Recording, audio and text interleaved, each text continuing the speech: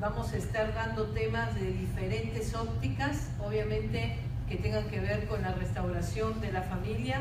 La restauración significa la recuperación de la familia en cada uno de los miembros que la componen. Estamos en la radio, en 106.1 Hits, una media hora, ¿sí? Nos da la oportunidad de estar ahí, también tocando temas que tienen que ver con las problemáticas emocionales que se vive acá en Monterrey y en todos los lugares del mundo. No somos personas que empezamos hace 3 meses en Monterrey y venimos desde hace 3 meses, sino que tenemos una organización del mismo estilo hace 16 años en la ciudad de Houston, Texas, que pues, Dios me permitió fundar, y trabajamos en asociación con la ONG del doctor, que también es una ONG que trabaja con adicciones, violencia doméstica en barrios marginales, digamos toda la parte humanística. Pero a veces los problemas humanísticos, no voy a dar yo el seminario hoy, no se preocupe, pero a veces los problemas humanísticos tienen que ver, ¿sí?, con la sociedad, la cultura y el contexto familiar. Nosotros somos profesionales de la salud mental, y definitivamente hemos visto que cuando uno se ocupa de estos temas, realmente la sociedad o las personas que hacen caso, ¿verdad?, hay una recuperación interesante. Este tema de las neurociencias es un tema contemporáneo totalmente, es un tema moderno, pero el cerebro no es moderno. Nosotros nos formaron con cerebro, pero lo importante de saber y asumir qué somos también y descubrir nuestras potencialidades, también eso ayuda a que nosotros nos podamos desarrollar cualquiera fueran nuestras áreas. Esta es una breve presentación de la Asociación Civil. En su carpeta usted tiene este tríptico que habla un poquito más de nuestra asociación. Tenemos página también para que nos puedan visitar, escribimos artículos, le digo, somos diferentes ramas pero con una misma óptica, y en esta noche me da un gusto enorme lanzar este periodo de seminarios que empezamos como asociación civil, presentando al doctor, iba a decir Pedro, imagínate, a Gabriel Pedro Floresiani, es mi gusto, que es mi hermano mayor, pero viene de presentar su libro en Miami, y este es el segundo libro, y el tercer libro que también está a su disposición tiene que ver con la recuperación en adicciones a través de la óptica psiquiátrica, ¿sí? Así que bienvenidos. Empezamos entonces, ¿sí?, este tiempo, y también este tiempo como asociación civil. Vamos a tener break, vamos a tener abierto un micrófono para preguntas.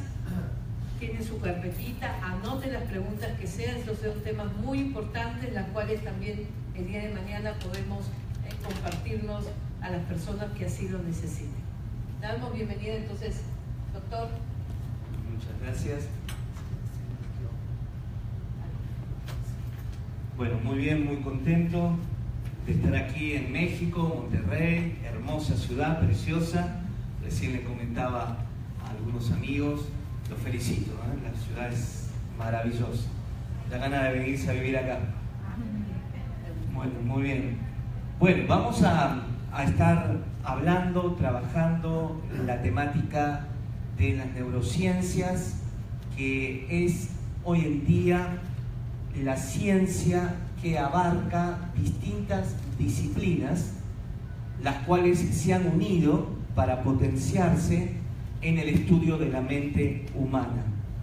Se están invirtiendo millones y millones de dólares en el mundo, y principalmente en los Estados Unidos, para poder comprender los secretos, las claves, el funcionamiento del cerebro humano. El presidente Obama, antes de dejar la presidencia, firmó, como hizo el presidente Bush en su momento con el desarrollo del genoma humano, firmó de la misma manera un presupuesto millonario en dólares para poder descifrar el conectoma, es decir, cómo y de qué manera las redes neuronales se unen unas a las otras, y esto nos daría el entendimiento y las claves de cómo funciona el cerebro humano.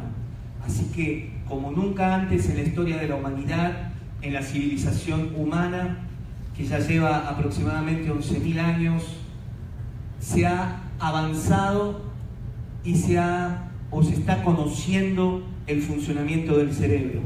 Los últimos 20 años, en los años 90, pero fundamentalmente en los últimos años, gracias a los avances de la tecnología, podemos aplicar la tecnología para conocer el funcionamiento del cerebro humano de una manera en vivo y en tiempo real. Antes esperábamos que el paciente en el hospital psiquiátrico falleciera y ese cerebro iba a la mesa de disección de los anatomistas, de los patólogos, y ellos diseccionaban el cerebro y buscaban dónde estaban las modificaciones para poder entender qué parte de aquel órgano estaba modificado. Hoy en día, con la resonancia magnética con flujo continuo y otro tipo de la tomografía computada, el SPECT, hoy en día podemos estudiar el cerebro en vivo cuando éste está funcionando. Hoy podemos conocer en dónde están los pensamientos, las emociones, de qué manera funciona el cerebro.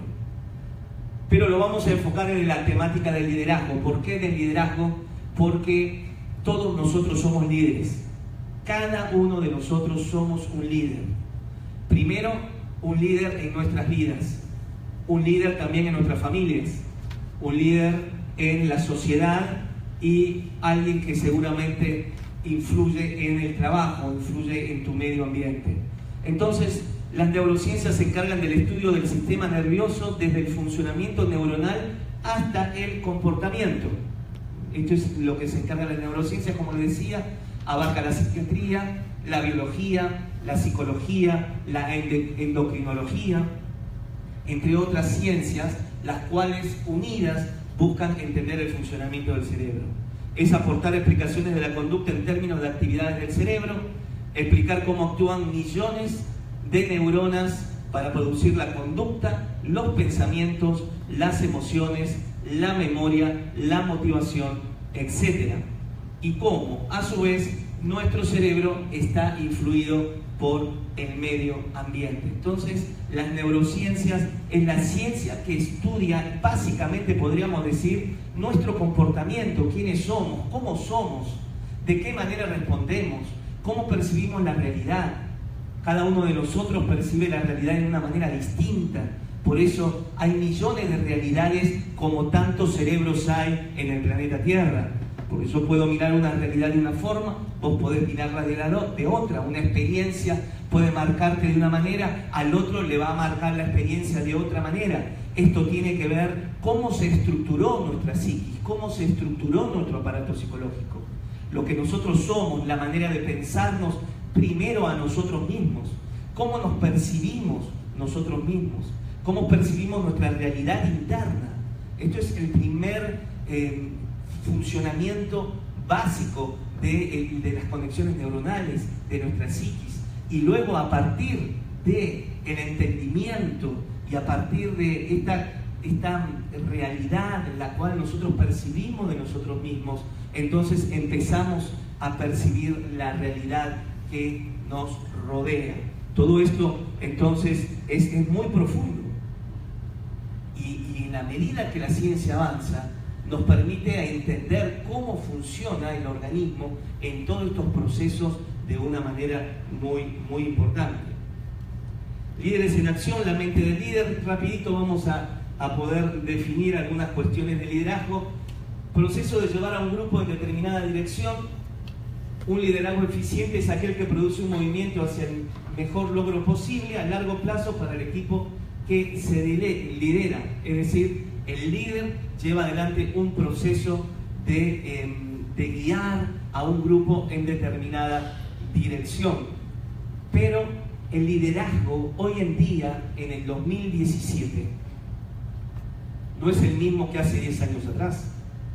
No es la misma forma como lideramos que hace 20 años atrás y mucho menos que hace 50 años atrás. Hoy vivimos en la era del conocimiento. Se terminó la era industrial.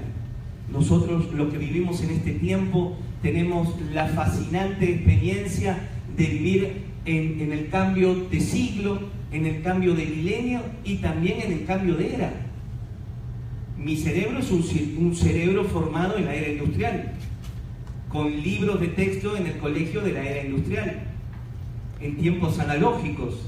Yo tengo 52 años y veíamos los dibujitos animados en blanco y negro. O sea, no, ustedes son muy jóvenes, así que seguramente no se acuerdan de esto. Sí, no había internet. Yo soy un espécimen pre-internet. Fíjense que esto es todo un hallazgo histórico. Bien, a partir de la aparición del internet ha cambiado profundamente en la tierra. Entonces hoy vivimos en la era del conocimiento. El liderazgo ya no es un liderazgo vertical como fue hasta hace unos 20, 30 años atrás. Antes, y fundamentalmente, nuestra Latinoamérica estaba gobernada y signada por liderazgos verticalistas, autoritarios. ¿Cuándo se hablaba de trabajar en equipo? Al menos en América Latina.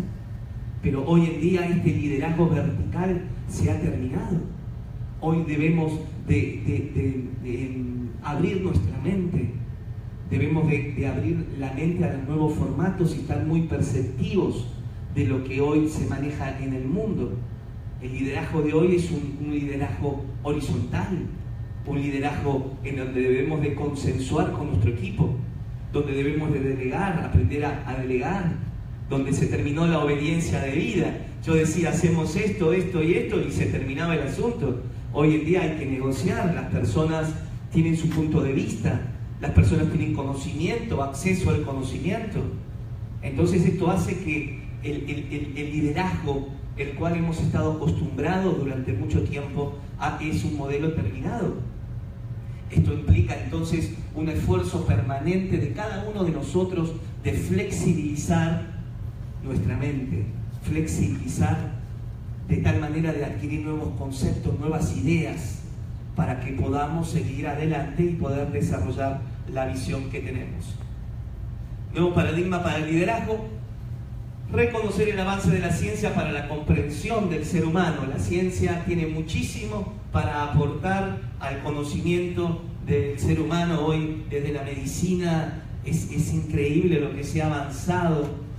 La farmacología, los tratamientos, la instrumental, los aparatos de diagnóstico nos permiten hoy poder ser más eficaces y efectivos en el tratamiento de las problemáticas. Entonces hoy la ciencia nos da también una serie de elementos y capacidades para poder implementar en el liderazgo. Podemos penetrar en los secretos de la conciencia. Impresionante. Cada día más. ¿Quién soy yo? ¿Dónde está mi yo? ¿Quién está hablando en este momento? ¿Quién es el que está transmitiendo en este momento? Por supuesto, es mi cerebro el que está trabajando fuertemente en este instante, pero ¿quién le está dando la orden al cerebro? ¿Qué pasaría si yo en este momento no estuviese más? Me agarra un ataque de repente al corazón, ya no estaría. ¿Quién hablaría? ¿Quién está haciendo funcionar todo este organismo perfecto? Entonces, hoy la conciencia profunda, el ser, algunos lo llaman el espíritu, pero lo cierto es que hay algo muy profundo que moviliza todo esto. Entonces, las neurociencias están avanzando fuertemente en esto, del origen del pensamiento, de las emociones e instintos que nos caracterizan como personas. Nos ayudan las neurociencias a ver qué sucede dentro de nuestros cerebros, en nuestra manera de observar, cómo observamos afecta la forma como percibimos la realidad. Esto lo decíamos. Desde esa realidad percibida construyo mis ideas, mi pensar y sentir el liderazgo. Entonces, esta realidad, quién soy, hace que yo sea aquella persona que lidero. Lideramos con nuestra personalidad, lideramos con quién somos. lideramos de acuerdo al formato de temperamento, a nuestra información genética, a la manera como nos enseñaron, como decía la licenciada, cómo nos formaron, la cultura. Básicamente los primeros años de nuestra vida son años de formación fundamentales en la estructura de nuestra psiquis. En los primeros 6 años es donde se establece prácticamente lo que vamos a hacer el resto de la vida. Entonces todo esto las neurociencias nos han ayudado a descubrir y ver cómo funciona nuestra realidad. Albert Einstein, ustedes lo conocerán, un genio de la historia, dijo: la mente es igual que un paracaídas, solo funciona si se abre. ¿Qué les parece? ¿Bien? Entonces, flexibilidad, abrir, plasticidad. Hoy manejamos el término de la neuroplasticidad. La capacidad del cerebro humano, se pensaba que llegaba un momento en la historia de nuestra vida en la cual no podíamos cambiar. Se decía, una persona de pasada determinada edad ya no puede transformarse, ni cambiar, ni puede adquirir nuevos conocimientos o hábitos o costumbres. Hoy sabemos que las neuronas siguen conectándose, modulándose. Las neuronas pierden un formato y vuelven a conectarse de otra manera, de tal manera que nos da una capacidad de regeneración, de renovación de nuestra mente de una manera importante. Por eso Einstein decía bien, la mente es igual que un paracaídas, hay que hacerla funcionar, hay que hacerla trabajar como la están haciendo trabajar ustedes hoy a la tarde, en este momento, aquí buscando más información y más conocimiento. Bueno, el cerebro humano, un órgano impresionante, es tal vez la estructura más compleja del universo.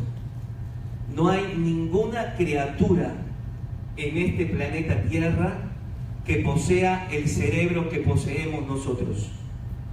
¿Tienen cerebro los animales? Sí, por supuesto. ¿Tienen lóbulos cerebrales? Sí, tienen. Pero ningún animal de la creación tiene el desarrollo cerebral que tenemos nosotros. Esto es lo que hace que el Homo sapiens sapiens, es decir, lo que nosotros somos, nuestra especie, haya conquistado el planeta Tierra. Es decir, nuestro cerebro ha permitido conquistar el planeta. Yo me maravillo cuando lanzan un cohete a Marte, las computadoras, las ondas espaciales, cuando veo el avance tecnológico, la internet, estamos transmitiendo para Argentina, para Perú, en vivo. ¿Esto quién lo creó? ¿Dónde estuvo? ¿Quién lo desarrolló? Un gato, un perro, un caballo no lo puede hacer. Este cerebro, el cerebro que tenemos, nos permite avanzar y conquistar no solamente este planeta, sino que vamos ya hacia el universo. El cerebro dicta toda nuestra habilidad mental, desde procesos inconscientes como respirar hasta los pensamientos filosóficos y espirituales más elaborados. En este momento hay un área de vuestro cerebro que está haciendo que funcione vuestra respiración, vuestro corazón, y ustedes no le están dando órdenes al corazón para que lata. Eso está a través del sistema nervioso autónomo. Pero hay otra parte del cerebro que está funcionando, que los hace estar conscientes y aprendiendo en esta tarde. Este es el maravilloso cerebro que tenemos. El cerebro es el órgano responsable del pensamiento y de las sensaciones humanas. Ahí está. Muy bien, acá tenemos el órgano con el cual estamos hablando. Este es el cerebro humano, un cerebro de un adulto. ¿Bien? Este es el cerebro. Mi cerebro es la clave de mi éxito o fracaso en el liderazgo. Yo te diría la clave en el éxito o el fracaso de nuestra vida. Porque depende cómo se haya estructurado, depende si cuando yo fui niño recibí la alimentación necesaria, correspondiente, para que este órgano se desarrolle de una manera apta. Es decir, el cerebro humano se desarrolla en un medio afectivo, emocional, nutricional importante. Por eso el tema de la desnutrición infantil. Esto hace que haya pueblos enteros que no puedan desarrollarse, esos chicos cuando crecen no puedan aprender, no puedan entender, no puedan desarrollar planes o elaboraciones complejas. Una manera de dominar a los pueblos es sacarle el alimento, justamente ¿para qué? Para que toda esta estructura fundamental no tenga el alimento necesario para que estas mentes fuertes se creen. Los aztecas, los mayas, todo lo que han hecho, las pirámides y el imperio maya, esos cerebros, ¿no?, deben haber sido maravillosos, poderosísimos. Los aztecas, los incas, en nuestra América, nuestros alimentos, la quinoa, allá en el Perú, el maíz, la papa, nutrientes que los europeos aprendieron a conocer en nuestra América, el chocolate, el cacao, es americano, y otros, ¿no es cierto? Pero todo este alimento que tomaban nuestros antepasados, comían nuestros antepasados, hicieron que desarrollen esos cerebros poderosísimos, los cuales desarrollaron estos imperios que hoy admiramos todos nosotros. Y eran grandes líderes los aztecas, ¿no?, los mayas, ¿no?, los incas, el liderazgo muy importante. Bueno, muy bien.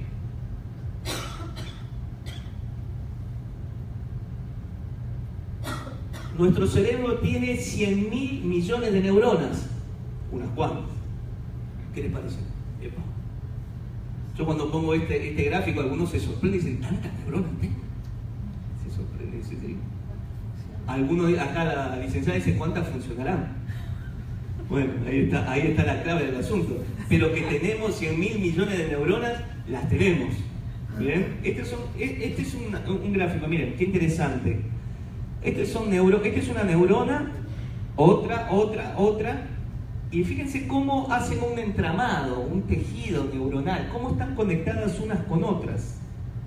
Esta es una foto con microscopio electrónico, ¿bien?, del cerebro humano. Bien, 100.000 millones de neuronas en nuestro encéfalo. Hay 100.000 millones de galaxias en este universo. Es curioso esto. 100.000 millones de galaxias en nuestro universo. Y en nuestra galaxia, la Vía Láctea, hay 100.000 millones de soles. Ahora es muy interesante. A mí me gusta poner esta foto, ¿no? Esta es una foto del telescopio Hubble. Ustedes saben que está orbitando la Tierra y sacando fotos al universo profundo. Esta es una foto del telescopio Hubble. Miren, no sé si se ve bien de allí, de allá. Y miren una foto de la red neuronal. ¿Qué, se parece o no se parece? Quiere decir que tenemos un universo aquí. Esa potencia, esa capacidad casi ilimitada, es que subyace y habita dentro nuestro. Esto es lo que estudian las neurociencias, y lo maravilloso de poder comprender esto en nuestras vidas. Ahí está. ¿Líder nace o se hace? Esta es una discusión de toda la vida. ¿Se nace o se hace? ¿Qué les parece? A ver, ¿quién dice que se nace? Levante su mano. Muy bien, acá. Se hace. A ver, levante su mano. Bien, mayoría. Hay algunos que son neutrales, están en la duda acá. No se juega. Bueno. Bien. Acá dice depende. Depende de la herencia genética que viene de la También, muy bien. Acá dice la licenciada, depende del temperamento que viene de la herencia genética. Muy bien. Muy bien. Esta es una pregunta con trampa. Es con trampa, por supuesto. Algunas personas nacen con habilidades... bueno, ahí estaba la respuesta. Algunas personas nacen con habilidades naturales de liderazgo. Otras no. Pero esto no implica que no puedan desarrollarse como líderes. Entonces, hay genética en algunas personas, las cuales las hacen más predisponentes a desarrollar tareas de liderazgo. Pero esto no es condicionante o absoluto o determinante para una persona que no posea esta genética para no poder desarrollar habilidades de liderazgo. Convertirse en líder es una conquista sobre sí mismo. Tenemos que desarrollar y perfeccionar el carácter, personalidad y manejo emocional para llegar a convertirnos en líderes eficaces. Bien, ahí, esto es un descubrimiento bastante novedoso.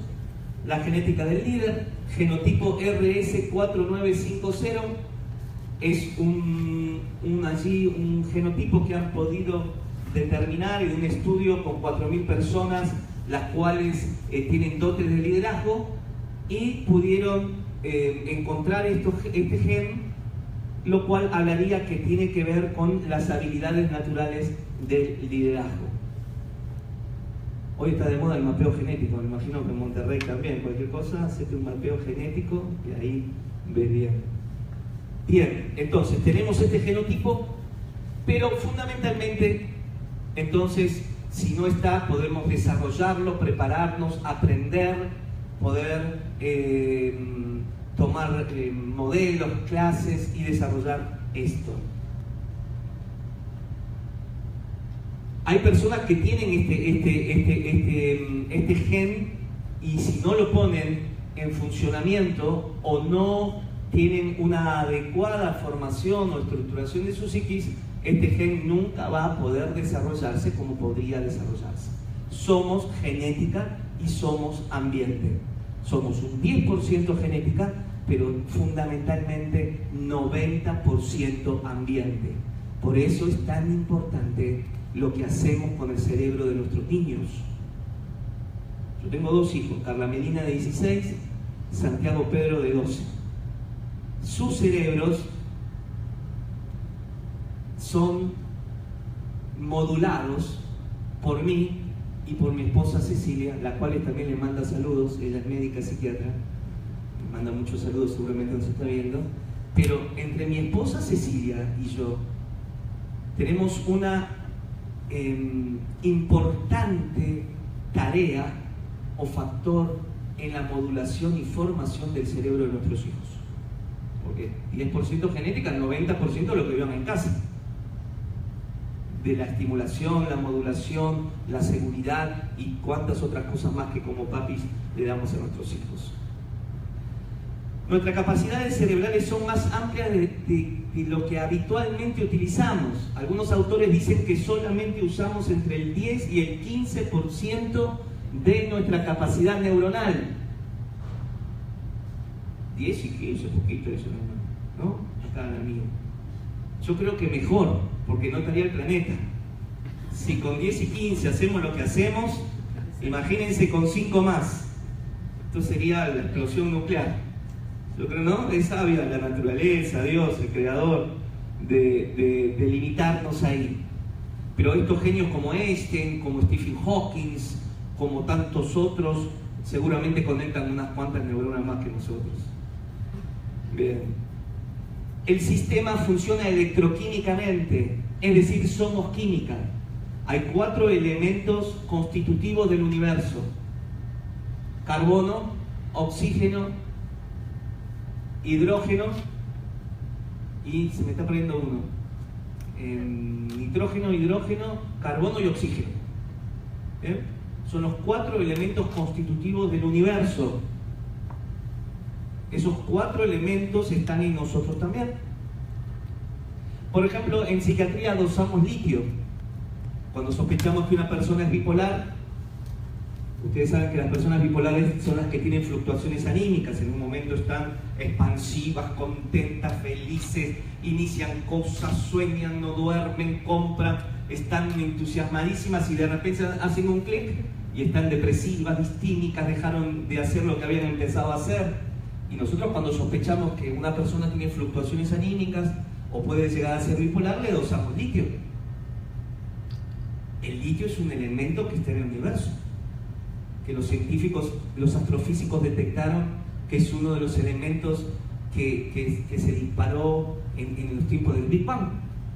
Y ese litio está dentro nuestro. El magnesio, otro mineral fundamental para el funcionamiento de nuestro sistema nervioso, también está en el universo. Es decir, estos elementos constitutivos del universo y las leyes físicas son las que rigen también nuestra mente. Eso es lo que somos. El desarrollo del sistema nervioso central empieza en la 3ª semana de gestación. Se cierra el tubo neural y empieza ya el funcionamiento y básicamente tenemos la capacidad de comenzar a guardar memoria emocional aún cuando estamos dentro del vientre de nuestra mamá. Por eso hay muchas personas que vienen a la terapia y uno ahonda en su pasado y dicen, pero yo no me acuerdo de un trauma, no me acuerdo de haber vivido tal o cual cuestión, pero tal vez lo vivió mientras que su mamá lo tenía en el vientre. Eso aún puede estar modificando el presente, la toma de decisiones, su seguridad o su inseguridad, su manera de tener confianza en sí mismo, su manera de relacionarse con los otros. Todo esto hace que lo que somos nosotros, es decir, lo que hoy somos nosotros, lo que hoy hiciste en el día, las decisiones que tomaste, cómo te moviste, no es solamente producto del aquí y ahora, sino que es producto de la historia que venís llevando desde el momento en el cual empezó el sistema nervioso a funcionar en tu vida. Esto tiene que ver con otro liderazgo y esto lo perdemos de vista muchas veces y debemos de conocerlo. Esto ya lo dije, si no hay una buena cantidad de proteínas, entonces será propenso a vivir por debajo de su potencial. Bien, vamos a otro fotito. Hemisferios cerebrales. Esto es un corte. Frente tenemos hemisferio izquierdo y hemisferio derecho. Son dos cerebros individuales y autónomos. Están unidos por el cuerpo calloso, que es como un puente, une los dos hemisferios. Pero en personas que tienen problemas en el cuerpo calloso, en este puente entre los dos, pierden o sienten que hay otro en él. Es decir, cada cerebro es independiente y autónomo y si hay problemas no puede registrarse. El hemisferio izquierdo es calculador, comunicativo, capaz de construir planes complicados, analítico, preciso, lógico, numérico, verbal, razonador y realista. Eso es las personas que funcionan con el hemisferio izquierdo en forma dominante, son más pensantes, más racionales. Hemisferio derecho, emocional, imaginativo y soñador. Procesa la información de manera más integral, en forma conceptual y holística, en un todo. Este es el hemisferio derecho. Mejor equipado que el hemisferio izquierdo en la tarea de extraer conclusiones asociativas. Entonces, el izquierdo es más un matemático, un físico, un científico. Un derecho va a ser un músico, un pintor, un poeta. ¿Bien? Igualmente en cada uno de nosotros habitan los dos. Ahora, a mí me parece que yo tengo dominancia en el hemisferio izquierdo, soy más intelectual, más lector. Miren, nunca me pidan que cante, porque ahí podemos tener problemas gigantescos. No tengo la habilidad artística. Dibujo como cuando estaba en la primaria. ¿Bien? Entonces, pero hay un elemento que es más fuerte que el otro, pero esto no quita que uno trate de buscar y desarrollar habilidades que no tiene. Esta es la idea, ¿sí? Poder permanentemente estar desarrollando habilidades que uno no tiene. Vamos rápido antes del break. Poseemos 3 cerebros englobados en uno. Tenemos un neocórtex, donde está la mayor concentración de sustancia gris. Aquí están las funciones cognitivas complejas y las funciones superiores. Esto es lo que nos hace Homo sapiens sapiens. Esto es lo que nos diferencia de los simios, de los monos, de los delfines. La neocorteza es el área del cerebro más nueva, la cual poseemos. Ese sería el tercer nivel cerebral. Después tenemos el cerebro emocional o sistema límbico. El cerebro emocional es en donde residen nuestras emociones, la ira, la tristeza, la alegría, la felicidad, todas estas emociones, el miedo. Las neuronas del sistema límbico emocional son las que se encargan de esto. Y después tenemos el cerebro instintivo o cerebro reptiliano, el cual se encarga de aquellos aspectos más básicos de nuestro funcionamiento. Por ejemplo, les decía, el hambre, el apetito sexual.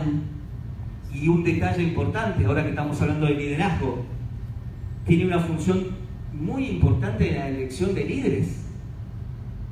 Así que probablemente y muchas veces y frecuentemente elegimos nuestros líderes a través de nuestro sistema instintivo.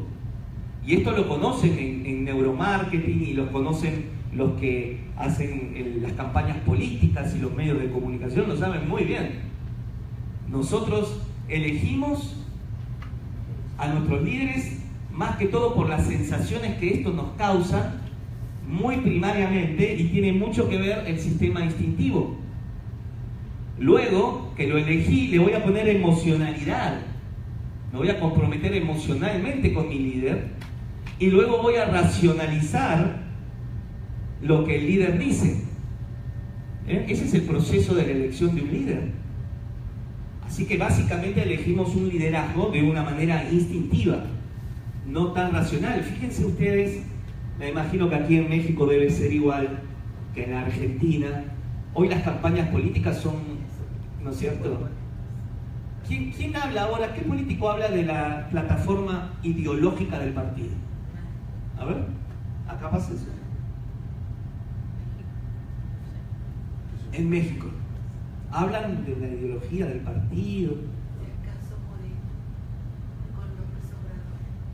¿Perdón? ¿Acaso Morena? Morena es un partido y lo lidera López Obrador y es de izquierda.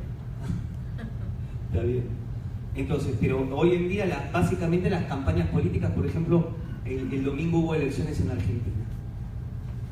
El presidente Macri con su partido Cambiemos, él aparece sonriente y la gobernadora sonriente, y el eslogan de la campaña, felicidad.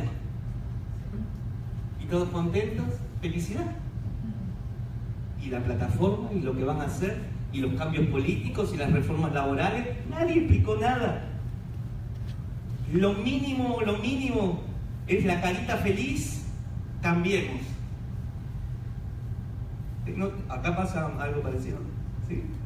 Porque hoy está muy estudiado esto. Entonces los que estudian esto saben a dónde nos tienen que pegar, ¿bien? Pero ellos saben que no los vamos a elegir por el neocórtex. Tenemos que ser muy intelectuales, muy ideólogos, muy profundos para podernos analizar la ideología y descodificar. No, vamos a elegir básicamente con nuestro sistema instintivo, emocional, porque esto cubre nuestras necesidades básicas. Y entonces vamos a elegir a nuestros líderes porque vamos a percibir que ese líder va a satisfacer nuestras necesidades básicas. Seguridad. Eslogan de campaña. Seguridad. ¿Y quién no tiene? Acá está guardado. Yo necesito seguridad. Cuando corríamos por la sabana africana y con un tigre diente de sable corriéndonos, ¿no necesitábamos seguridad arriba de un árbol? Bueno, eso está guardado en el cerebro instintivo. Y entonces cuando viene alguien y dice, la seguridad, te voy a dar seguridad, voy a combatir a la inseguridad, ¡tim! Conecto esa información filogenética que está en mi información básica, en mis genes, en mi estructura más profunda de mi psiquis, y entonces va a conectar con esa necesidad básica, instintiva de seguridad, y entonces lo voy a elegir por eso. ¿Bien? Ese es nuestro cerebro humano y su impacto en la elección de liderazgo y en el ejercicio del liderazgo. Bueno, ya hablé 30 minutos, acá me hizo Mauro la señal, así que podemos abrir un tiempito de preguntas. ¿Sí? Ahí tenemos un micrófono, Sandra. No sé si hay algún colaborador. A ver, ¿algún micrófono? Vamos a hacer un break interactivo. ¿Qué les parece?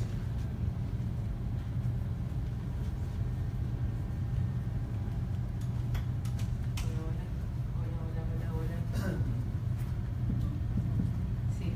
Sí funciona. No, de funcionar funciona, sí se escucha, quiero decir. ¿Se puede acercar un poquito más? Sí. Para aquí. Bueno, si tengo unas preguntas, bueno, nada más decía que pues ustedes trabajaron con sus hijos para modular o estimular el cerebro de niños para ser los líderes. A mí me gustaría preguntar, pues, ¿qué hacer y qué no hacer?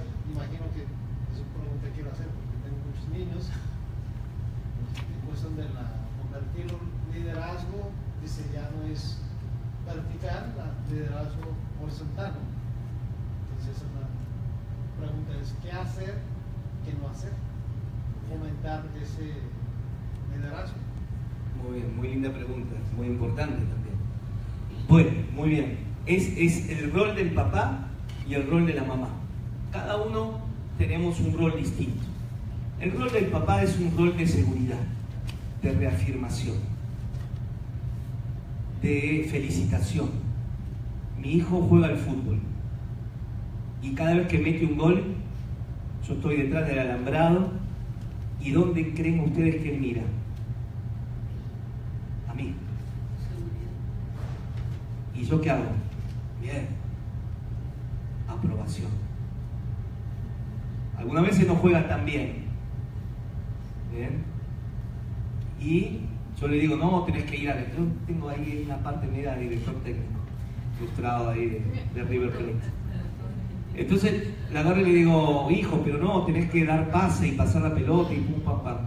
Pero tengo mucho cuidado de descalificarlo, de no presionarlo, de no exigirlo. Tengo que tener la medida justa de enseñarle, pero hasta un límite, porque si no lo presiono, y si lo presiono lo bloqueo emocionalmente cuando juega al fútbol, porque le va a estar nervioso que va a estar un padre que lo va a estar corrigiendo, castigando o descalificando.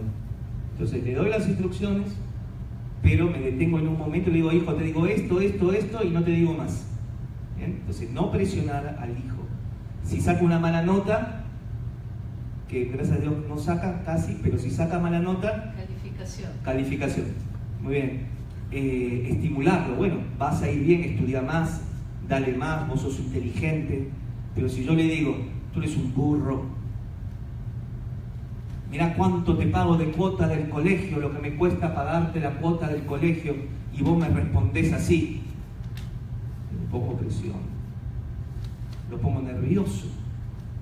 Él no va a poder, cuando se siente a estudiar, a sentarse a estudiar tranquilo. Entonces, no descalificarlo, no presionarlo, acompañarlo, mucha conversación, escuchar, la mesa familiar, el almuerzo, la cena. Yo trabajo muchas horas y llego tarde a la noche después del consultorio y tenemos la cena cuando llego, pero yo tengo media hora a mis hijos.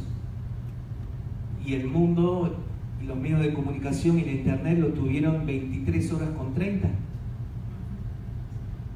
Por eso en la mesa familiar desterrar el celular, apagar la televisión, porque en ese momento es el papá el que baja los lineamientos, la idea, el que corrige, y la mamá, pero también el que escucha. Ahí yo estoy escuchando qué pasó, en qué andan sus cerebros, en qué andan sus mentes, qué están aprendiendo, qué palabra dijeron. ¿Dijeron una palabra nueva? ¿Qué están hablando? ¿Qué les pasó? Ahí yo estoy en un radar. Es muy importante esos momentos en los cuales yo tengo a mis hijos. Yo le digo cuando tengo sus cerebros. ¿Bien? Y ahí corrijo y enseño. Pero si están los celulares arriba de la mesa y a mí me llaman y yo me voy a correr a atender, o la televisión, y no hay conversación y no hay charla, ¿En qué momento les enseño? ¿En qué momento ellos hablan? ¿Sí? Todas estas cositas, te las digo prácticas, ¿no? Serían algunas otras cuestiones. La mamá, qué importante la mamá, que recibe al chico, que le cocina, que no hay sopa más rica que la que hace mamá, ¿o no? El caldo de gallina más rico es de la abuela y de la mamá. El afecto, el amor, el besito, ¿no? La mamá es la que da el afecto, el que dice el afecto. El papá también da el afecto desde otro lugar, pero compensa a la mamá. Entonces es un trabajo en común. Y mientras nosotros estamos dando ese afecto, estamos dando esa enseñanza, estamos escuchando, estamos modulando sus cerebros. Los hábitos, ¿bien? Lávense los dientes, dúchense, todos esos hábitos, eso va formando su cerebro. La manera de ver el mundo va a ser de acuerdo a mí. Si yo soy un hombre temeroso, soy un hombre con miedo, ¿cómo van a ver el mundo mis hijos? Temeroso y con miedo. Si yo veo que la sociedad y las personas son una amenaza, ¿mis hijos cómo van a ver el mundo? Como una amenaza. Pero si yo les digo el mundo es hermoso, la vida es preciosa, mirá qué lindo sol que hay, qué hermoso día, qué preciosa oportunidad tenemos hoy. Yo lo llevo al colegio, le digo qué lindo vivir, qué linda que es la vida, qué hermoso que es esto, qué gran día, qué oportunidad, tenemos 24 horas por delante, qué maravilloso. Entonces la vida es agradable, la vida es algo para conquistar, la vida es algo pleno. Pero si yo voy amargado a la mañana, no, porque esto, y tengo que trabajar, y no, el trabajo ya, ¿van a querer trabajar? No. Si yo me quejo del trabajo a las horas que voy a trabajar, no van a querer trabajar. Si yo digo, uy, estudiar medicina es muy difícil, lleva muchos años, y van a estudiar medicina, no van a querer estudiar medicina. A ver, piensen ustedes qué van a estudiar mis hijos, según ellos. Medicina, obvio. ¿Bien? Porque dicen, después que lo hagan, vamos a ver. ¿Bien? Yo no los influencio, o sí, pero bueno, porque ellos nos ven en el consultorio y los hacemos partícipes y la mesa es una mesa de Ateneo Clínico. ¿Bien? Porque la mamá es médica, así que imagínate, pero más allá de este ejemplo puntual que te pongo de la medicina, es en todo así, ¿sí? Me entendí mucho. Una pregunta. Bueno, tengo. Después te haré las siguientes. Pero estamos hablando de el ambiente en un 90%,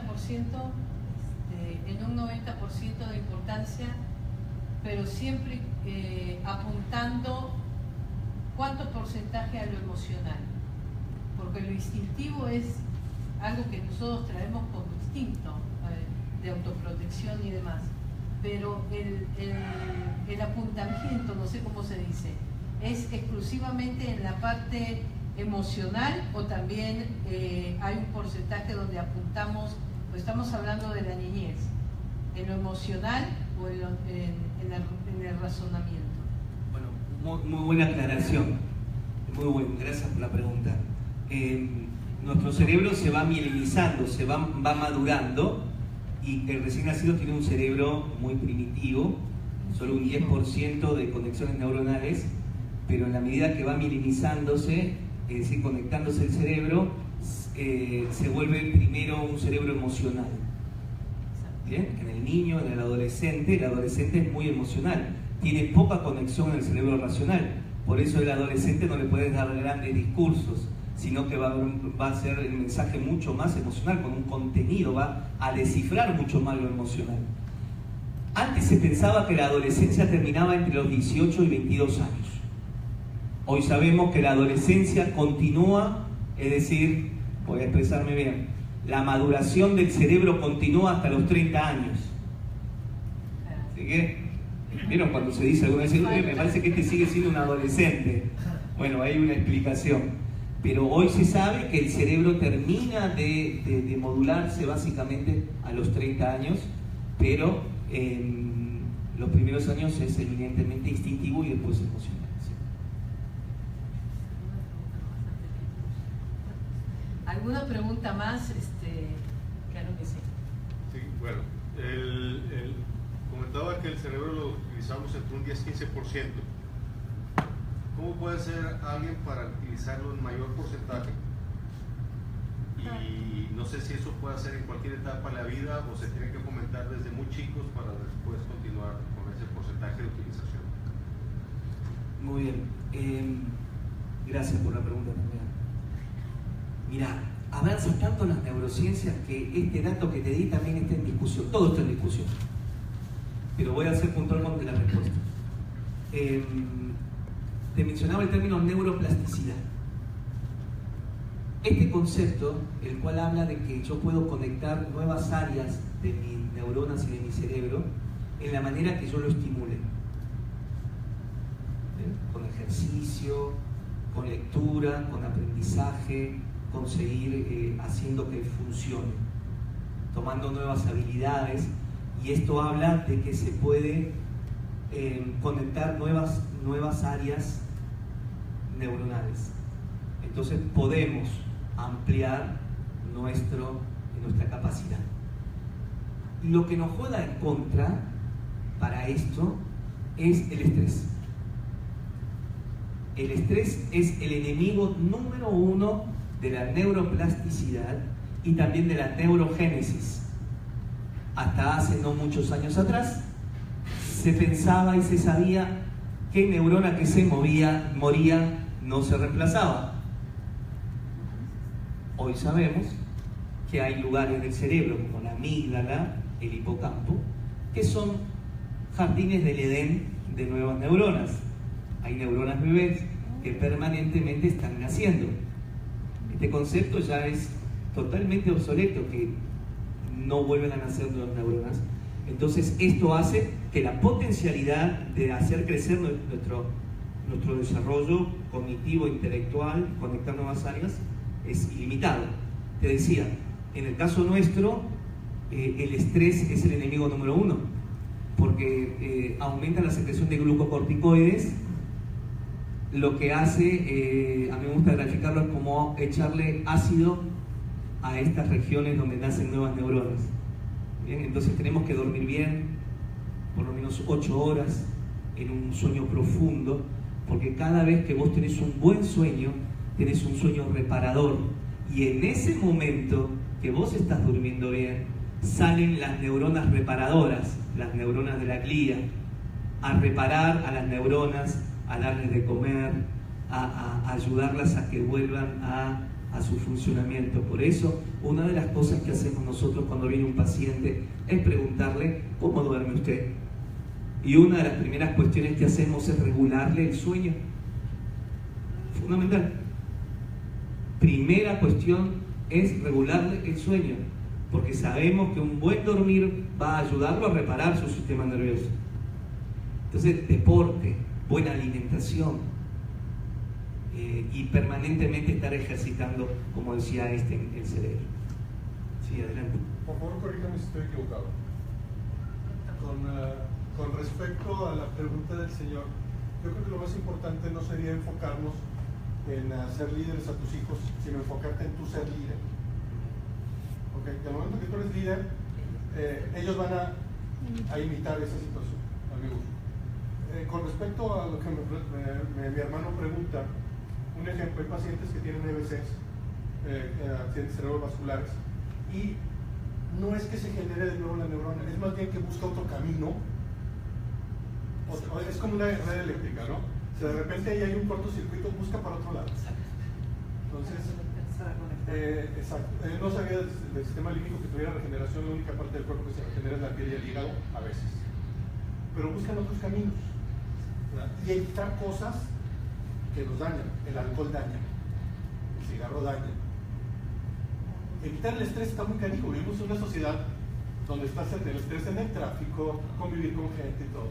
Pero efectivamente, un sueño reparador, una buena alimentación nos puede ayudar. Aquí la pregunta sería, como empezó su plática, donde el niño empieza el periodo más importante de la formación del liderazgo, o que es un esponja a los 6 años, ¿qué pasa cuando ya pasó esa época, y quieres influenciar, o tal vez no influenciar, quieres retomar el camino cuando ya no tiene 6, sino tiene 15, o tiene 18. Indudablemente que yo pienso completamente diferente cuando me casé a los 26 a ahorita. Tengo 47. Entonces, ya que vemos que efectivamente hay una esponja a los 6 años, 2, 3, 4, 5, 6 años, ¿qué pasa cuando ya no puedes modificar esa esponja? Porque seguimos siendo esponjas, ¿no? Cuando ya el niño tiene, que es cuando, yo creo que es donde todos nos mortificamos, ¿no? Cuando tiene 12, 15, 18, 17, cuando son completamente emocionales, ¿no? Que te da miedo a engañarlo, porque el índice de mayores suicidios es esa edad. Entonces, ¿cuál es el secreto para volver a ser esa esponja receptiva? Después receptiva. Muy bien. Sí, yo sigo creyendo en lo emocional, ¿no? En lo afectivo emocional. Otra vez más, posiblemente ese chico, ya el hecho de ser o experimentar la desnutrición es una suerte de abandono de sus padres o de su entorno. Entonces, volverlo a insertar en un ambiente de protección, de afecto, de amor, esto ayuda mucho a que el sistema vuelva, o un intento de que vuelva a lo que no fue, volvería a lo que no pudo ser, o que se forme de otra manera. Con el tema de la neurogénesis y de la neuroplasticidad, como bien decía, que se conectan nuevas redes y nuevos caminos, hoy sabemos que esto es posible, pero le contestaría diciéndole que el medio afectivo, emocional, la contención, la comunicación y la palabra, porque hoy conocemos el poder de la epigenética, es decir, la modulación de afuera hacia adentro, no solamente del cerebro, sino aún la modulación del ADN. La palabra está estudiada, la palabra tiene una fuerza epigenética muy poderosa, y entonces a mí me gusta decirle a mis pacientes que están en estas situaciones, como bien comenta doctor, por supuesto el volver al ambiente y a la emocionalidad, pero también ¿qué le vamos a decir? ¿Qué le decimos?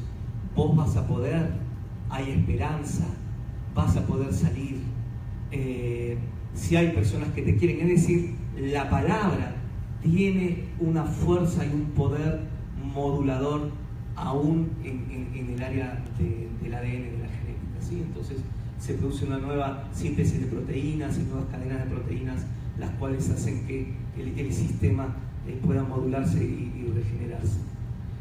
Pero bueno, sería básicamente esa la respuesta. Muchas gracias por las preguntas, muy interesantes, muy buen nivel. A ver, acá tenemos otra pregunta más. Con el tema del estrés, bueno, un poco me toca a mí, ya no tanto médicamente, sino psicológicamente. El tema del estrés, obviamente por lo que se vive en la actualidad, todo produce, entre comillas, estrés. Esto ha existido siempre, toda la vida, desde que empezó la humanidad, el ser humano ha vivido bajo presión y estrés.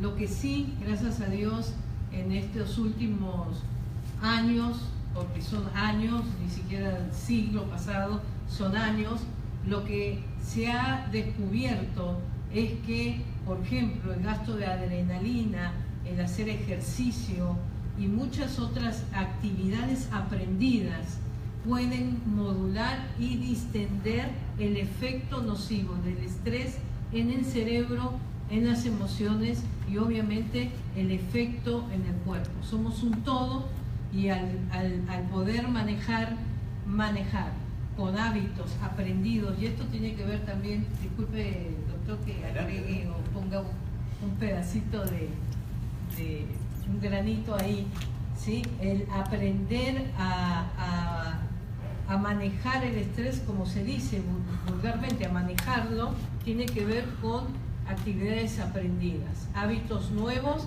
las cuales uno están a disposición y puede llevarse a cabo. Un conferencista ya en Buenos Aires hace 4 años, yo vivo fuera del país hace mucho tiempo, pero volví hace 4 años y me decía, escúcheme bien, a la hora que usted llegue a su casa, salga y camine por lo menos 5 calles, ida y vuelta, porque la planta de los pies y el caminar y distraer, a la hora que llegue, si llega a las 11, 12 de la noche, usted camine 2, 3 cuadras y vuelva, que son 6, y vas a ver la oxigenación en el cerebro, en los pulmones, en el cuerpo y todo movimiento. Entonces, creo yo, en el último tiempo, en las últimas generaciones, se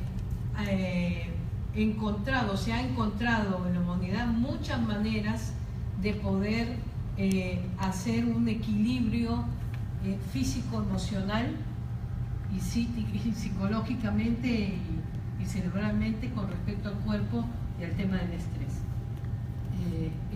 Se puede vivir no sin estrés, sino se puede manejar el estrés de una manera sana y productiva para el cuerpo.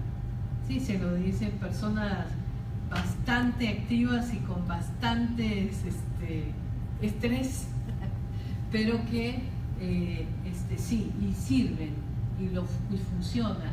Y hoy en la medicina se aplica y en la psicología también se aplica de una manera muy eficaz. Sí, se puede modificar hábitos y se puede salir de esa sensación de encierro que también produce el estrés. Yo no hablo tanto de química, pues psicóloga es diferente, pero definitivamente la salud mental hacia la salud física y a la salud emocional, definitivamente. Perdón. ¿Cuánto tiempo tenemos? Podemos tomar unos, si quieres, 5 minutitos. Hay café, galletitas, agua, para que se estire un poquitito y seguimos con la segunda parte, ¿les parece?